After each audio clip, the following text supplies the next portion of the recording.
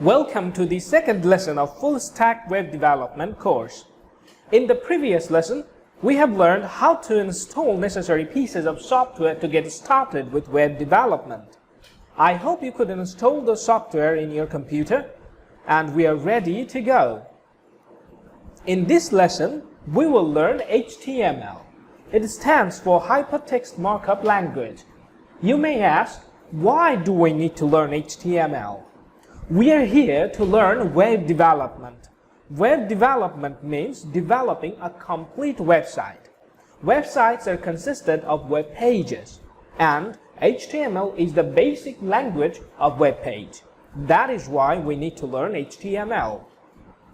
We will start with the basic structure of an HTML page, then we will create a web page on our own.